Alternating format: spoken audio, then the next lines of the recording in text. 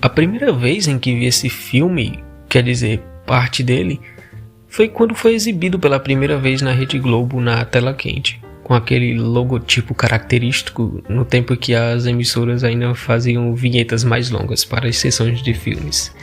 Pois é, eu gostava muito dessa vinheta. Enfim, eu não assisti tudo porque estava tarde e eu odiava o fato dos filmes serem exibidos tão tarde, pois eu não podia assistir e às vezes não dava para assistir escondido. Um tempo depois eu vi o filme quando foi exibido novamente, nem sei quando, mas enfim, eu assisti e gostei bastante. Não deve ser surpresa para você que os filmes da Disney e dos estúdios Pixar agradam públicos diversos. Sendo assim, é bem provável que mesmo vendo filmes mais infantis como Procurando Nemo, Viva, A Vida é uma Festa, Toy Story e muitos outros, você certamente irá gostar, pois há uma atenção para se levar a um produto que agrade o máximo de telespectadores e isso é muito interessante, pois acaba trazendo filmes icônicos que funcionam para crianças, que possuem detalhes e histórias em grades palpáveis para adultos, tudo na medida em que o conteúdo se propõe, mas sem ser algo genérico, com sua muiteza e aspectos memoráveis.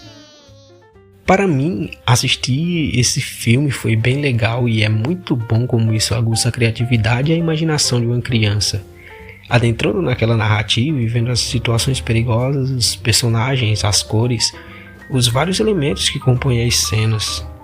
Então resolvo rever e noto que há ainda mais coisas que eu obviamente nunca tinha percebido. Marlin é um peixe palhaço e um pai muito dedicado e super protetor que tem um filho chamado Nemo.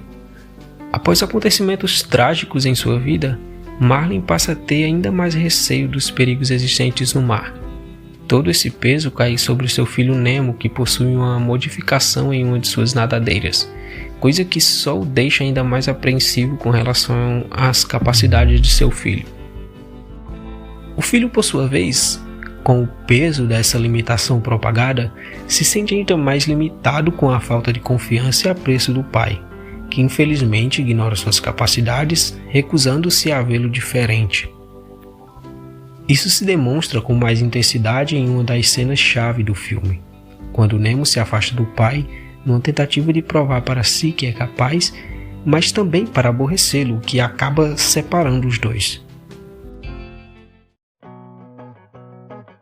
Marlin, então desesperado, parte numa busca intensa pelo seu filho e inesperadamente dá de cara com Dory, um peixe que tem perda de memória recente, e juntos vão em busca do Nemo, onde este está vivendo sua própria aventura, passando por situações em que seu crescimento pessoal é fruto dos perigos, mas também dos amigos que encontra.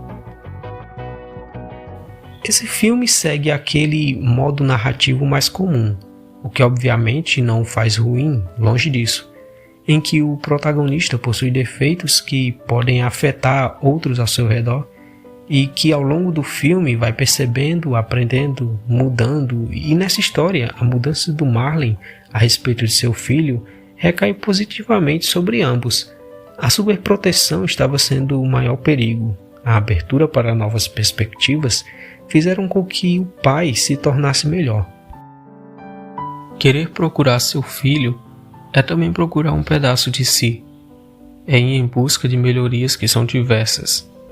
Procurando o Nemo não é necessariamente sobre o Nemo, mas sobre o Marlin que durante o filme vai aprendendo e evoluindo como pessoa, ou aprendendo e evoluindo. A vida tem disso também.